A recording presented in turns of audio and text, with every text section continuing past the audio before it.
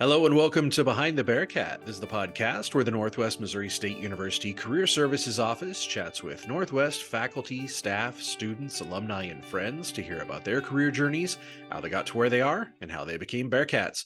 I'm Northwest Career Services Assistant Director Travis Klein. And I'm Hannah Christian, the Director of Career Services here at Northwest. And today's illustrious guest on our show is Brian Swink, Senior Instructor in the Department of Mathematics and Statistics, and also the Director of University Seminar. Welcome. So you got two titles. That's why we have to have you do it, because we might have got one, but there's no way we're getting both. So welcome. Glad to have you today. All right, let's just, we haven't just gone back to the beginning for a while with any of our guests. So, Brian, if you could just, do the music that takes you way back in the day, tell us, where did Brian come from? How did Brian find Northwest? Just tell us your story. Super excited to hear this. All right, so my dad met my mom in Kansas City.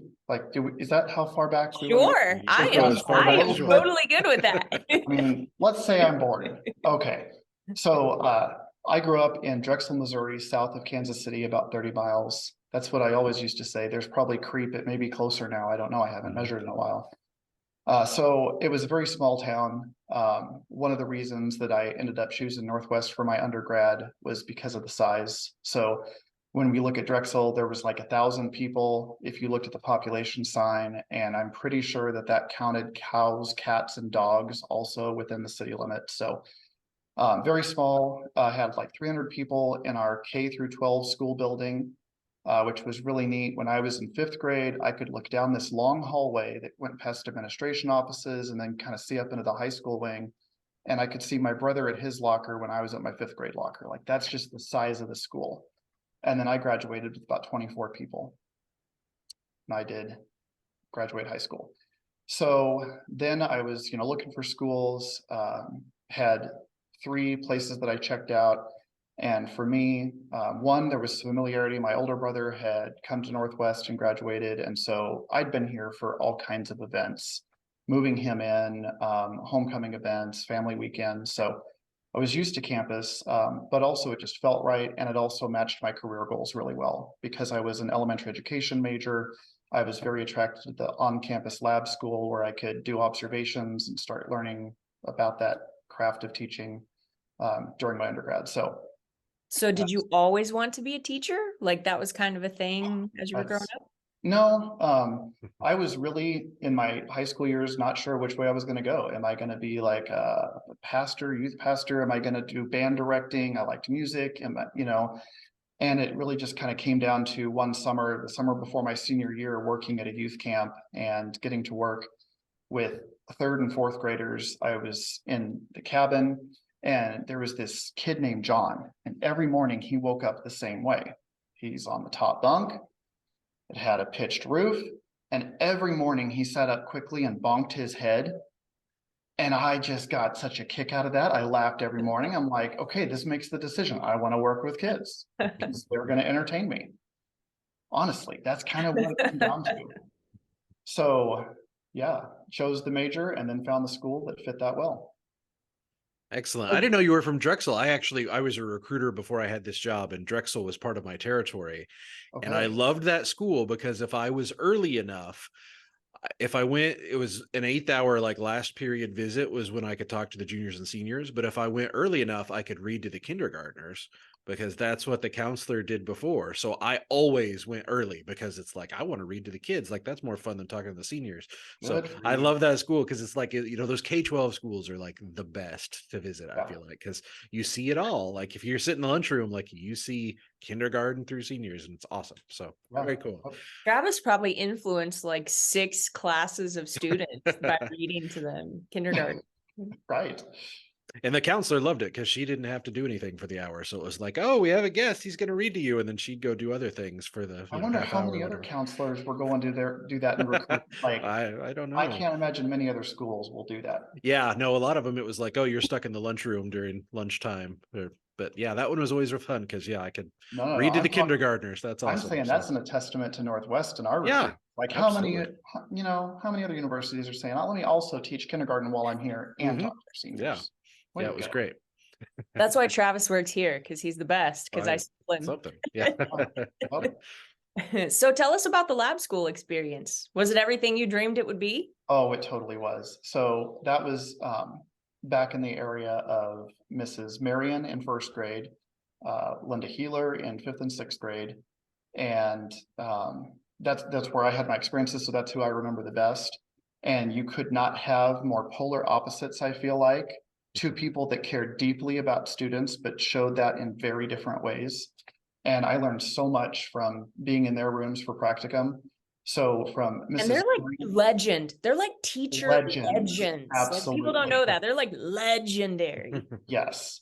So learning that softer side and that fun side, Joanne Marion also happened to be a member of our church. And so she taught Sunday school, the youngest Sunday school class to our kids. And so getting to see her in both settings was amazing, but it was pretty much the same person. And it was routine. Routine was huge. We're always going to know what's to expected. We're always going to prepare you. My wife still laughs about every time she tries to make an anchor chart for her classroom that she hears Mrs. Marion say, is there a border on that? Because if there's not a border, that's not going up in this classroom. And the border had to be something with a repeating pattern around it because she was integrating math at the same time. And so amazing. And then on the other side of things, the complete opposite end of the hallway in Horace Mann is the fifth and sixth grade. And Mrs. Healer was a stickler for discipline and rules and knowing expectations. So not that much different. It just wasn't, I guess, not as sing-songy, but in both rooms, there were definite high expectations that had to be met all the time. So lab school experience was fabulous. Loved it. Yes. So how did you get from wanting to teach elementary school to working at Northwest? Did you work in schools in the elementary school setting for a while, or? I did. So that was definitely like, I always thought, that would be kind of neat later, maybe after I retire. I never thought I'd get here when I did. So when I started out, I got my undergrad. At that time, the elementary program allowed you to have kind of a concentration area. So I chose a computer emphasis, thought that was going to be great, learned all kinds of different things about using like Microsoft Word to be able to send form letters, which ended up transferring into elementary, thinking, oh, how easy it is to write report cards and newsletters by doing mail merge and getting all the specific information in there. We did a lot with Excel, which is to this day why it's one of my favorite things. And I just got this cup recently. Oh, this calls for a spreadsheet. I am so proud of this. Oh, Everything tastes better out of that cup. it does. Oh, and if it doesn't, I can track data on it and find out why. It'll be great. So when I first was hired, I went into one of Missouri's immense classrooms, and that was here in Maryville at Eugene Field. And this was a program that put one computer at a desk that two students shared. So it was the start of that idea of getting to one in a classroom. And our school at the time had 4 immense classrooms like that. So I was constantly integrating things from the internet and all these different programs I'd learned. So it was totally applicable to what I was doing. So taught like that for a while. Eventually, like it was like 9 years maybe. I've asked students that I run into sometimes, like I've had students at Northwest that were in my 4th grade classroom, and I'm just curious, like, what do you remember about me in 4th grade? That'd be great to know. And one of the things that always comes up is the Revolutionary War unit. And so we would take newspapers, because we were also in newspapers and education classrooms. So connecting kids to news and seeing, how can we find resources and learn about things. So we would use the newspapers for the learning purposes, but then I'd have this stack left over. So then at the time of the Revolutionary War, we would make musket balls out of those, wad them all up. And I had red pennies for the British, and the rest of us were in plain clothes, and we would act out different battles. And they really remember that. Like that's the first thing that comes up. So did that for years, loved it. Moved on to 3rd grade and got this new classroom that was huge. It was another EMENT style classroom. I'm like, this is amazing. This is where I will retire this room. I had a window box for plants. Like you could not beat this place. And I did that for a year because this other position came open in the school. So we have title math and title reading at Eugene Field, where students can go to get extra support in those areas.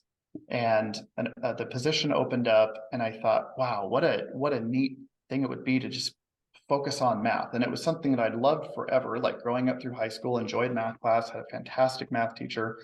And so I'll do this math thing.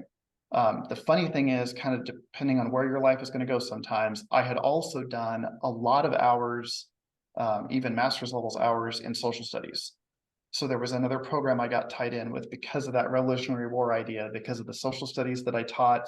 I got into this other program that started doing some grad work. We went on trips and got to see like historical places up close, and then think about how can we bring that back to our students. So I also saw a track at that time for myself. Maybe I'll be a middle school social studies teacher. Maybe something could change here. Because I knew I always kind of liked the idea of specializing rather than teaching everything. How could that eventually go? So this math position in the school opened up, and I was able to start teaching all grade levels math. And at that time, we kind of had a vision that I came up with the principals and said, what if we ended this idea of just a pull-out program, that those who are struggling always just come to me? What if I start pushing out and kind of move around the different classrooms? I'm still open to doing some pull-out, but what would it do if we think about the overall instruction in the school? And that was a totally bold move for me, because I can't say that at that point I was, any amazing math teacher. And I soon found out I wasn't. Like when I started teaching with others, I was like, oh, I'm learning a lot just by moving to these different classrooms. So that was a fantastic point of mentorship and professional development in my career.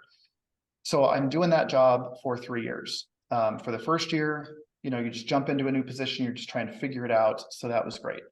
The second year happened to be that a master's program came online at Northwest and across the state for the elementary math specialist program. And so this was a collaborative effort for universities across our state, which doesn't happen very often. Spearheaded by one of the math ed instructors at MU, who said, I want to improve teachers across Missouri for teaching math, to make us more comfortable, to make us excited to teach it, to make it accessible to more students.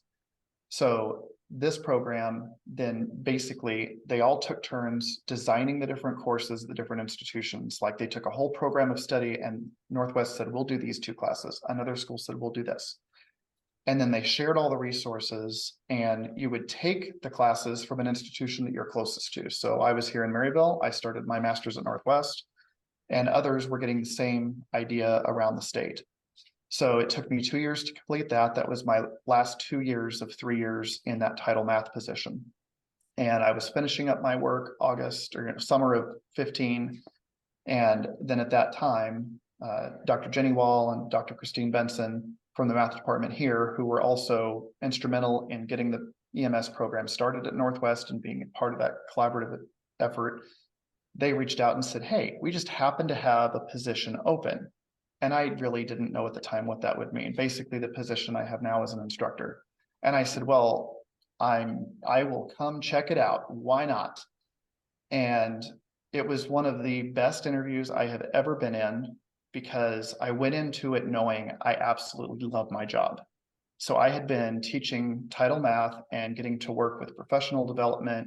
It was the same time Common Core was really being pushed and implemented. And so I was teaching, I was learning from amazing teachers as I moved around. I was getting to lead workshops for our teachers.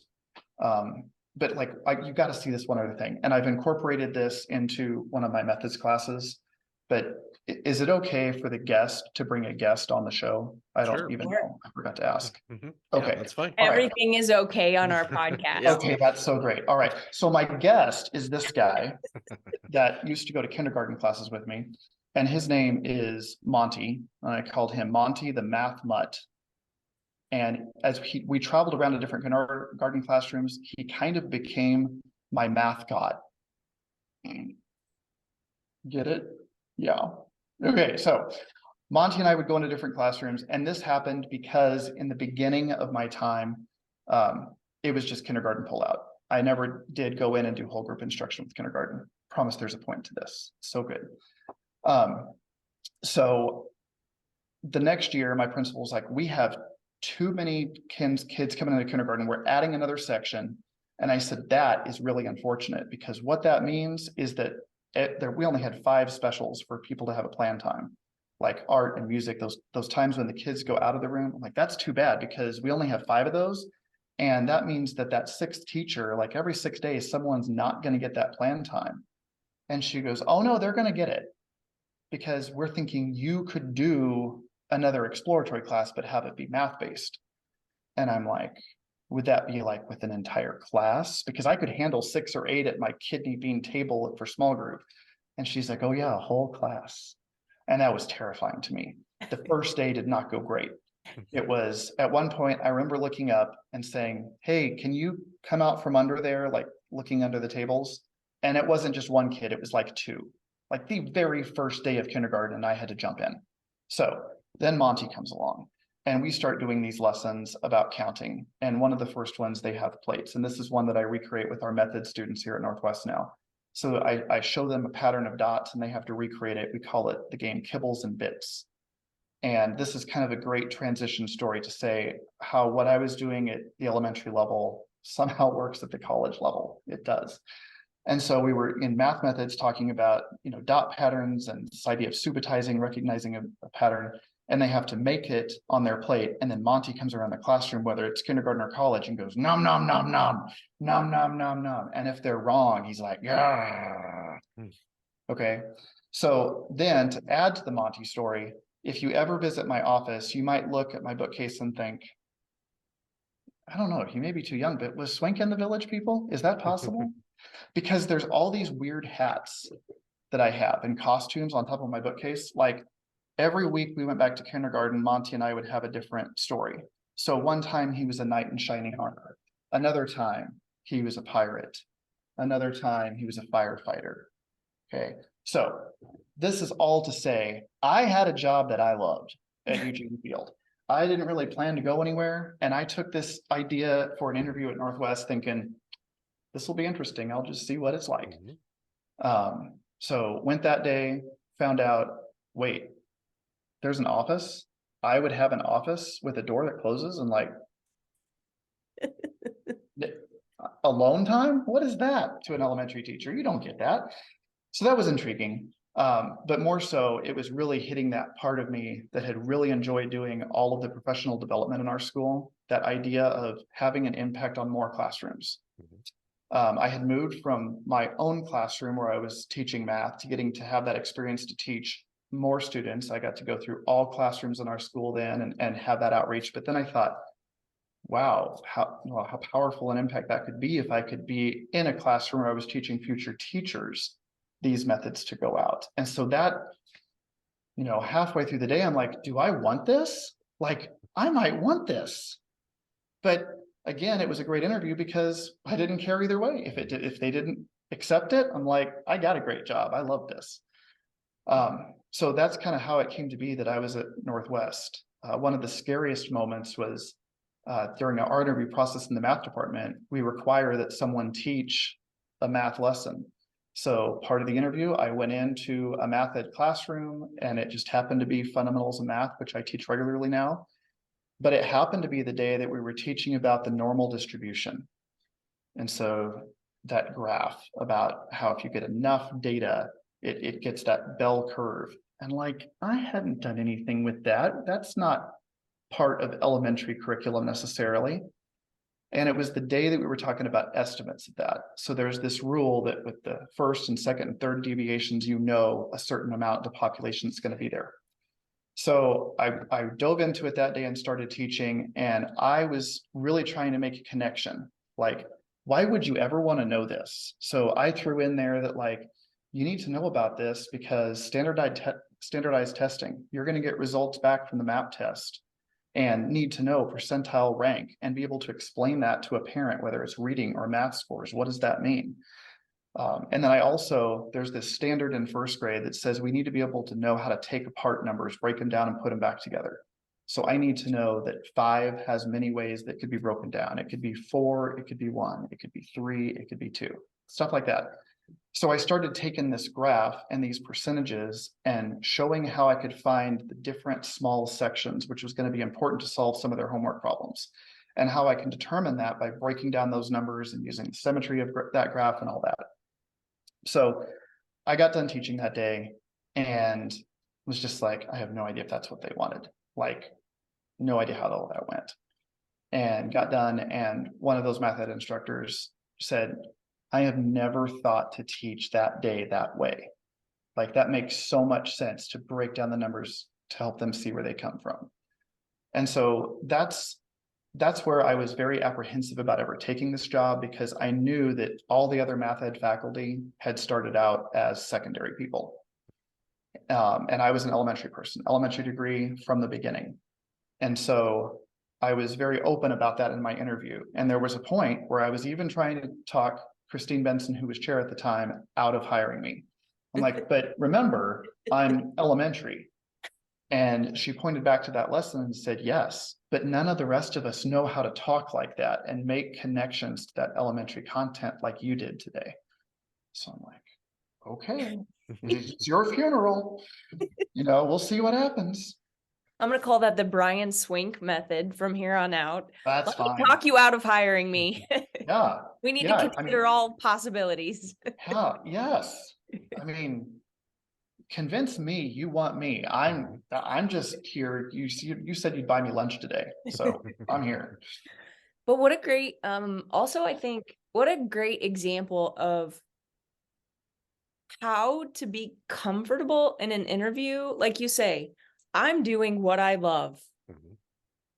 I have no, like, this is risk-free for me. Like, Yes. I'm just showing up and having a good time, right? Like, seeing the possibilities of the world. I think a lot of times people put too much pressure on themselves, especially, bless the college students, right? Like, it feels so that you feel so desperate to get a job, but really, if you can somehow set yourself up to be going into these interviews and feel like they're risk-free, like, that's when the best of you comes out, I think.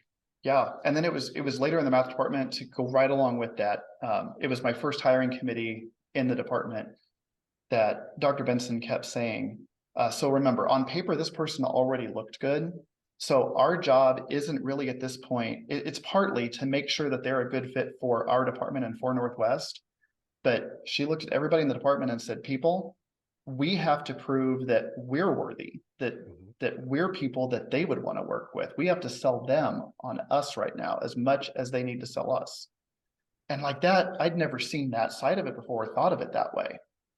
Yeah, because as a job seeker, you're like, oh, the pressure's on me, right? Yes, but it doesn't have to be. And that can be freeing.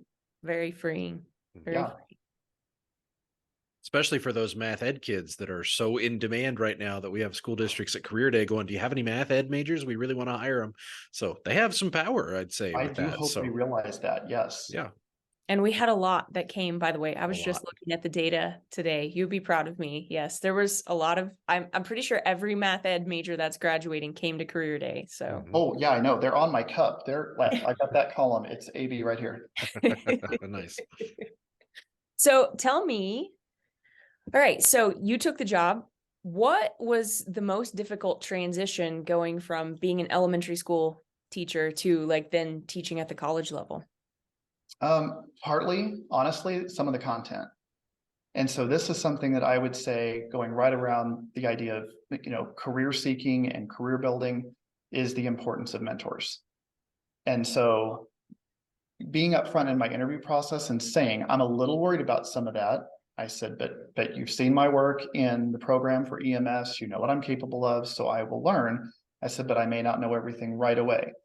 And so they immediately set me up with a mentor. So Dr. Jenny Wall had an office right next to me. And we would, for that first semester, meet weekly and just kind of talk about what's coming up. They were also very supportive because in our department, we want to make sure everybody is getting the same experience. So it shouldn't, that we want to get rid of that teacher lottery idea. It shouldn't matter who you have for a class, that it's run the same way. So in our math ed courses, we merge all the sections into one common course Canvas site so that they have the same materials, they have the same exams, they have the same assignments, same scoring guides. So all of that just brings extra quality, I feel like, to what we're putting out there. And so then by having that mentorship on top of it, we knew we were getting that same level of instruction going in. And that is a very common practice throughout just K-12 education, to be assigned a mentor and to have regular meetings and learn about that. So that's an important part of growing in this teaching profession. And I was so excited to see it existed in higher education as well. So then it was getting over the fear of that first couple of days. And so I'm psyching myself up. I'm all ready. Had my opener that I was going to do. And I go out into the hallway that day, and Dr. Benson is standing there. And she's like, all right, Swink, I've got some words to get you through this first hour. I know you're going to do great. Here you go. Fake it till you make it. Okay. That was fantastic advice. So got in the classroom, they responded really well. And what's interesting about solid math instruction, when you are working to be an engaging instructor that gets the students, like what I learned from one of the best teachers at Eugene Field is, if I go home tired at the end of the day, then I did it wrong. My students should be going home more tired at the end of the day because they were thinking so much that they're exhausted. And so when you take that approach into the math classroom, the strategies are the exact same, whatever you're doing. So you're putting content out there, you're starting a problem and asking, what do you think? And getting that discussion built. So my classes, I would hope you would come in and see that they sound much different than the typical math classroom you would expect to sit in on, or that you might have experienced in the past. So just getting that over that initial fear. And then, for the first few weeks, people kept asking me, what's it like? What's the difference between teaching in elementary and teaching college? And like, well, of course the height difference is going to be. They mostly don't hide under the desks anymore. They right? were not. You know what? The behaviors were so much different. If they were having a bad day, they might throw something at the elementary school. They might climb under their desk. They would be sent to the office. If they're having a bad day here, they just maybe don't show up. Yeah. And, our elementary ed population, or early child or special ed, they're here to be teachers. So I know that there's behaviors that other instructors and faculty deal with on campus that I don't see from our subset. So that's all good. But the one thing I could say is different is sometimes college students cry more than kindergartners. And that's okay. Like, we need that sometimes. That's college is hard. Yeah. It is a struggle. Yep.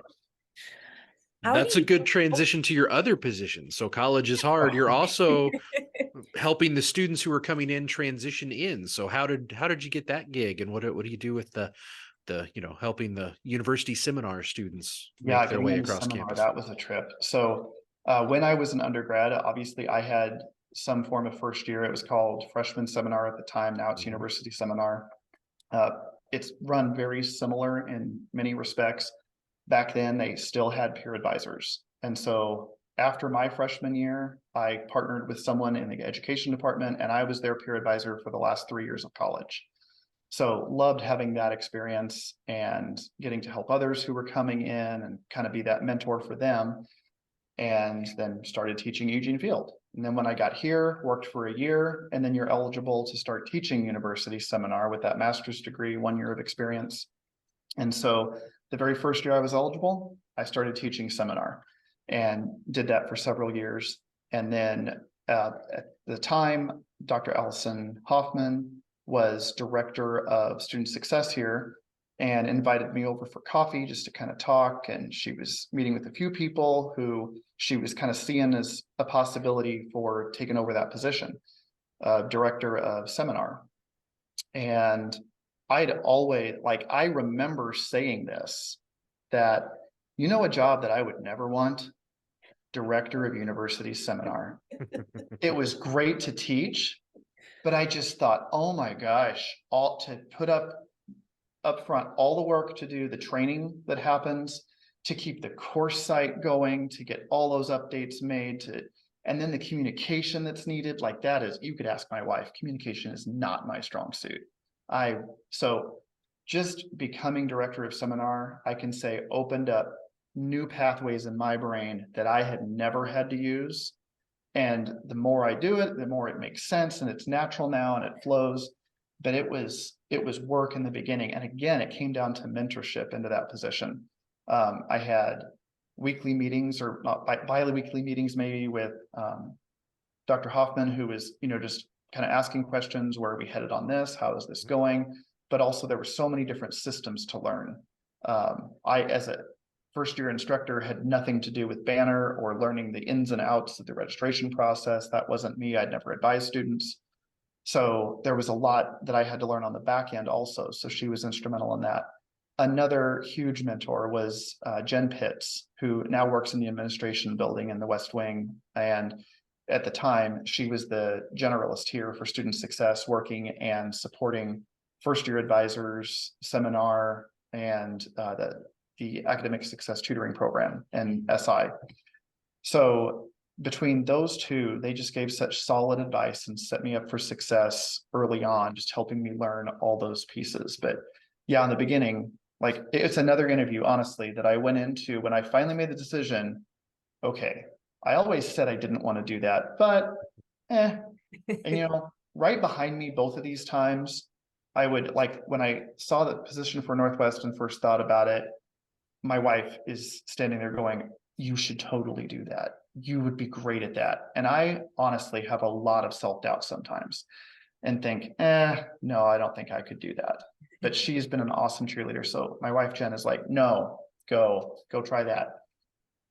So in the Northwest interview, she's rooting me on. In this one, she's like, you have a job. Again, she reminded me, you're going into an interview where you have a job and you like your job, right? I'm like, yeah. And she goes, what happens if you don't get this seminar gig? Do you not have the other job? I'm like, no.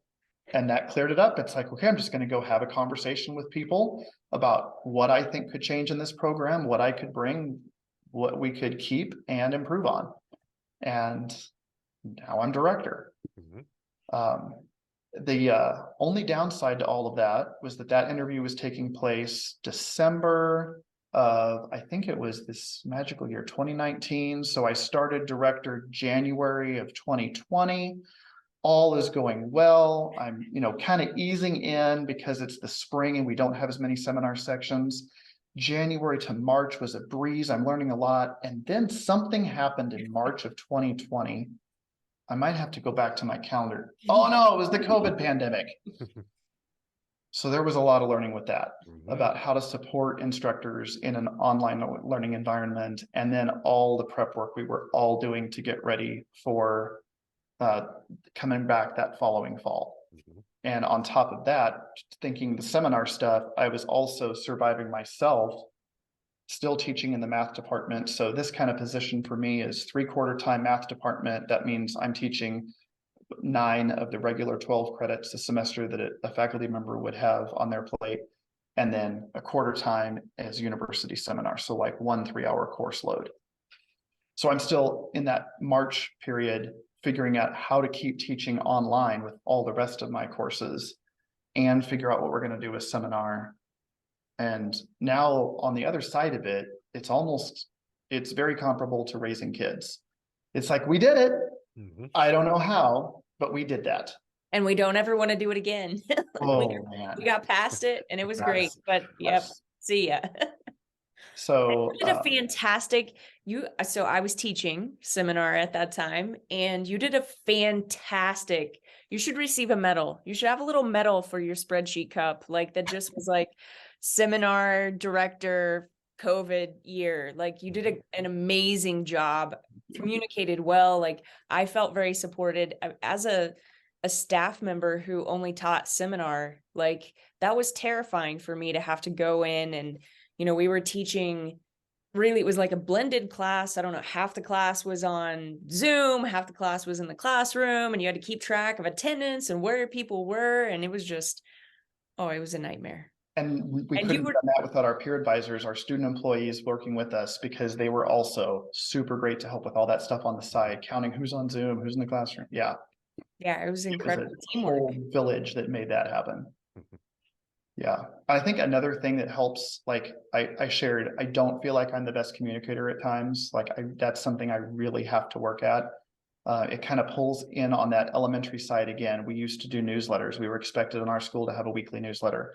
And that's kind of what happens with seminar, is that I'm preparing a newsletter to go out, especially during the fall when I've got new people teaching, about here's everything that's happening, everything you need to be aware of.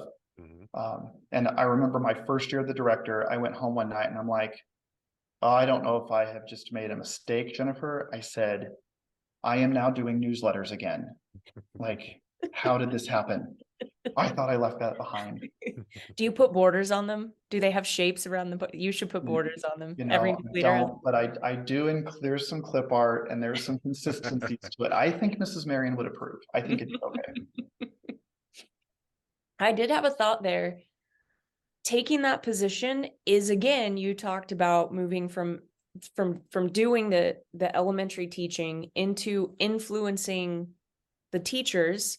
That's exactly what you're doing here. Like, you have the capacity now, not just to influence math teachers, but you're helping staff members like myself. Like, you're influencing other people and encouraging them to take part, to be better educators, to participate in the community of education, for lack of a better word. Like, Right. that's a huge opportunity to influence peer advisors, to influence staff and faculty who are doing this. Like, that, it's another like leverage point, right? Like, level up there, Swink level 10. And what's kind of interesting about it is, earlier I talked about how I learned from that third grade teacher in math that if the students go home more tired, I've done it well. And I approach that same thing when I'm thinking about trainings, the August trainings that I do for seminar. Any kind of professional development that I lead, like if I go to a conference and I'm doing a session, it is never me at the front of the room talking for 50 minutes. And like the seminar training, that's scheduled for like 4 hours. And I can't ever imagine sitting and watching someone for 4 hours. And so I pull a lot from elementary strategies. Kagan Cooperative Learning, that was something the district paid for me at one time to go and attend. And those are all structures for learning that help engage students and give them a task to work on and then come back together and share, which is exactly how we want our math ed classrooms to be taught, is start to explore something, piece it together. Even if you don't solve it, come back together and share your strategies. Let's see what we've all learned together. And so I run trainings that way. And the first couple of times I was a little nervous, like, how's this going to go? What are people going to think? But then when I would do surveys, I was amazed at some of the comments, things like, I can't believe how fast that went. I'm like, that was 4 hours. Like, that was an afternoon of our lives. But they were just like, that was the most fun I've ever had in training. Like, okay. But it's because they were engaged. So those practices, like, I don't know, it's, I at times I'm not doing anything special. I'm just involving others more than putting myself in there first. I think the secret too, like, everybody expects, because we're grown-ups, that we should like be grown-uppy, but the truth is we're all elementary students at heart. I mean, I know I am. So maybe, you just have to remember that. That is so true. That's why I make sure I try to bring some humor into things. I love puns, so I bring those in whenever I can. But yeah, sometimes I'll put some dorky things on the slide. Like, I do remember this. My first year, I was trying to get that connection with students and say, I'm okay, let's trust each other. And every day I was putting up a math meme, different things that they could connect with, just jokes. Like, in fact, it was kind of every day making fun of math a little bit with these memes. One of them that comes to mind is like a triangle, and it had X marked on one side and it said, find X. And so the student had just written, here it is. And then someone else in another one, it's like, solve for X. And they're like, nope, math, I'm done finding your X. Just let that X go. It doesn't matter anymore. That relationship's over. So bringing that stuff in is kind of that brain break that people need sometimes, that little bit of humor. And it's just good brain research too, because we need that change of state. We can only listen for so long before we get something else to happen. So just like when you kind of break up me talking and ask a question, the viewers later are going to be, okay, that's a little break for me. Now we're moving on to something else. And we all need that. one question on the math front before I then have a question on the career front. How do you address students who have been who don't like math, and maybe you're math educating, math educators, so maybe that they're not part of that population, but you said you teach, you teach all types of students, their basic math classes. How do you address that sort of like math is bad, or I'm not good at math? Maybe that's what it is. Absolutely. It really starts with getting to know that student, getting that student to start talking about what they do know, connecting with where they are, and then talking about where we're going to be. In our math ed classes, we're constantly talking about this trajectory we can move through. There's concrete. That's why we have manipulatives in math, like you might know about base 10 blocks to represent numbers. So anytime we can, we make the math visible through tools that we can put on the table, through a picture we can draw, or through just what we call the abstract, the numbers and symbols of math. And I constantly try to be relatable with students and talk about how mathematicians, when you boil it down, are just lazy people. We are lazy people who have just tried to figure out new ways to count faster. I just defined calculus for you. That's what that course is about. How can we count faster and more efficiently? And so part of that is our language. And we don't want to write out long sentences because that takes forever. So we figured out ways to summarize a word problem that might look like this into this equation that looks like this, just real compact. And it makes sense to us, and we want it to make sense to our students. So that's part of it. So it's the way that we teach. But I came in really knowing, especially from my master's program that did a fantastic job of talking about procedural versus conceptual understanding, talked about teaching through the 8 math practices and thinking about all the little things that great math people do. How do we bring that into our classroom? But also the idea of getting to that mindset. We have to change minds first, sometimes even hearts. Like, I know math has hurt you in the past, but I want this time to be different. Every day, every first day that I teach fundamentals of math here at Northwest, there's this certain point in the first lecture that I'm going through, and I always write up a math fact wrong on the board. And I state it like it's the most right thing in the world. 3 times 6 is 24. And I write it up there, and I've said it, and I keep going, and I keep teaching, but I'm watching for something. No one on the first day of college math is ever going to correct the teacher. It has not happened yet. But I look at my class, and there'll be somebody who looks like this. Can you see that? They're just like, they got this wrinkled, and I'm like, what are you thinking right now? And I'm in that moment setting up that stage that this isn't about me and my learning. This is about our learning in this classroom. And so from that day and that point on, I want them to know that I'm going to make mistakes, because guess what? I am a human. Sometimes when you're talking and doing something, it doesn't come out the way you think it's going to happen. And so we set that up from day one. This is the way we need to run things. Question me if it doesn't make sense, because it could be that I made a mistake. It could be that you asking your question helps me understand what you didn't understand. Mm-hmm. And then there are still students who are so, locked, they've got this wall up for math that they will not ask a question. And that's when I'm looking for foreheads constantly. So that was one thing about the pandemic that my teaching did not suffer. Learning names was terrible when all I could see was this, and remembering them later when the masks fell off. But I could still see this, and so I could still teach. That's what got me through. So being able to just recognize, ooh, if I look out and I see half my class going, then I know I need to stop. And I don't know that all faculty do that. So that would be another one of those points that I can bring into seminar training and, talking with math educators in my classes about what they need to look for going out. The last piece I want to talk about in just getting to that mindset and helping reluctant learners is this picture that I'm going to put up here.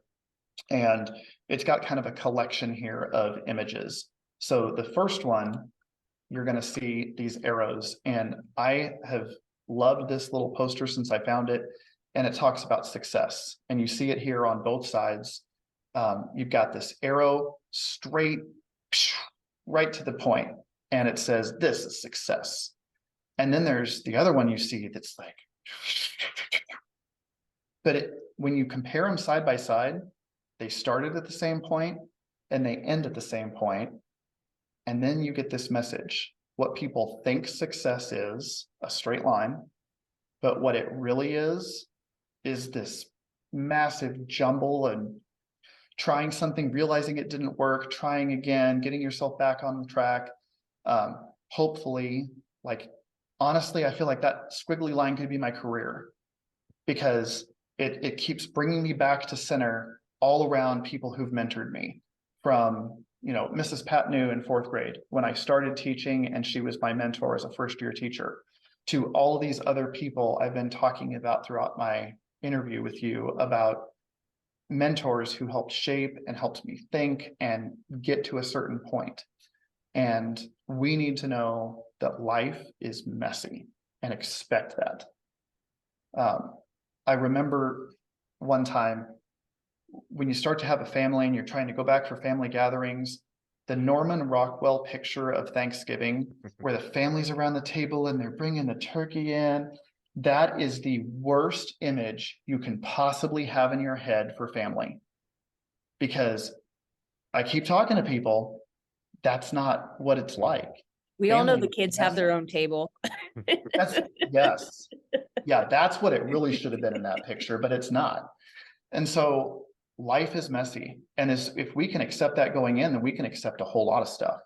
Okay, so math is going to be messy. Math is going to have mistakes in it, and I'm going to learn from those mistakes. I'm going to go forward. And so also on this same like image that we're looking at, you're going to see a sign that hangs in my office in the top left corner that says mistakes are proof that you are trying. And this little plaque was something that the teachers at Eugene Field presented to me on my last day before coming to Northwest, because that was something that had resonated with them through professional development. And so it means a lot to me to have that hanging in my office for students to come in and see that. Mistakes are proof that you're trying. And when I do see students who are really, you know, working their tails off and like they've worked it, but the score just hasn't caught up with their effort yet. And sometimes that will happen. And I send them that picture that's in the bottom left corner of this mouse near the mouse trap, and it just says, never give up. And my favorite part is the mouse has that little bike helmet on, like, I'm going to get the cheese out of this trap. It's okay. So it's all about having those goals and working towards that. That's such a great segue into, I mean, that's really the reason we started this podcast, was we were kind of recognizing that no matter how much all of us who have a career, right? Like 99.9% of us, our paths have been windy and treacherous, and we fall and we make all kinds of mistakes. But still, young people, I mean, in college, they see someone who's in a leadership role, or an advanced individual contributor, or a teacher, or a CEO, and they think these people just automatically went from being students into like these roles, right? And it's so easy. I mean, even me, it's so easy to judge someone else's success and think that it has been error-free and just breezy, right? And so we started the podcast basically to just talk to people and ask, hey, what were your failures and mistakes and other jobs that you've held? And we have, Travis, how many interviews have we done? Do you know what? 125-ish, right around there. Yeah, a lot. And we haven't had a straight path yet. It's always been the long and winding road, the unexpected, I was very happy with my position, but this other thing came up and I took it. I mean, we've heard that time and again from all levels of people, from students that are still in school to, folks that are out in the industry that are alumni, to faculty. Like, it's just a recurring theme throughout, is that, this is not where I expected to be, but boy, am I glad I'm here, and I wouldn't change it if I could go back to it. Right. So. And the risk associated with some of those jumps also, like for my personal career and thinking, is this even going to work? Are my skills to teach elementary going to transfer here? What happens if they don't? And so life is full of those moments where mentors and cheerleaders like my wife have to be there and say, no, you got to try, go try this thing. That helps. And the Yeah. worst happens is if you fail, you learn from it. Like we spend That's so much right. time telling college students like failure is not the worst thing that can happen. Sometimes it's really helpful. Like I know it sucks in the moment, but boy, you can learn a lot from it too. I So want to show you another amazing picture. One thing that I always kind of thought, yeah, whatever. I've heard this a million times, how we're teaching students and preparing them for jobs that don't exist yet. mhm. How many times have I heard that and thought, whatever. But it just hit me recently that my daughter grew up, uh, when she was born, it was pre-cell phone. Like my wife and I didn't have cell phones when she was born. And to where we are today in technology. And so not having a phone, and then for her to grow up, she was a student at Northwest. She earned her degree in communications, and now her job is a social media influencer working in the Department of Marketing for UMKC, Mhm. and she runs TikTok. That is her job. Like, what the heck? So just be open to those risks and those potential moments where you can step out and do something different. And what's also hard about that sometime, I remember especially early in the career thinking, where are we going to go? What is the next step? In the beginning, my wife and I weren't sure we were going to stay in Maryville. That just kind of ended up where the jobs were at that time. Like she was from St. Louis, she had offers there. I was from Kansas City area, I had offers there, but it never worked that we both got them at the same time. The reason we're in Maryville and put down roots is because I found a job at Eugene Field and she had the opportunity to get a GA position and start her master's. And then a year later, she found a job at Eugene Field, and the roots went deep. As soon as we started getting kids in the school system, it just happens. But just know that it's not always going to be this straight path, that what to expect. And then the other fun thing, going back to my oldest daughter, talking about her, there were times that we were traveling with my brother and his now husband, and going to Colorado every summer. And one year we wanted to climb a mountain. So my brother and my sister, my oldest daughter Anna, and I set off on this journey to climb a mountain. And you'll be able to see the picture here of my daughter sprawled out on the trail. And this was an important part of the climb. And it's just like any career. When you're climbing a mountain, there's like the summit, that's your goal. And then sometimes there's like a false summit that would be like this part over here. And they usually bring you up to this area that's the saddle. So close to the summit, you work your way up here. But this is a special place because it's the first time you can see over the mountain. Like imagine that song, Bear went over the mountain. Do we all want to sing it real quick? It'd be a good brain break. Okay, no. You get there. And so my daughter is so excited. She goes, oh my gosh, I have arrived. I can see the other side. I'm like, oh my gosh, this view is amazing. Look at that. Because she was losing hope. She was like, we're never going to get there. This is taking forever. And you can see her in this picture. She's laid down and she's just like, success, we made it. And as she's laying there, I started to ask her some questions. Anna, you've done great. How do you feel? I feel amazing that we got here. That's great. That's great. And where are you laying? She goes, I'm laying in the middle of the trail that I don't have to walk on anymore except to get back. I'm like, okay. What do you notice about the trail past your head? And she's like, this trail? I'm like, yeah. The one that's going up? I said, yeah. The trail that's going up from where we are. What does that tell you? We're not there yet, are we? No, Anna, we're not. There's a little bit more, but we're so close. Like that's another great metaphor for what the career journey is like, is I'm here now. I've learned all these things. I've accomplished this. What could I do next? What impact could I have? Or what benefit can I bring to the school or the company, wherever I'm working? There could always be something more. But on the other side of that, finding some balance.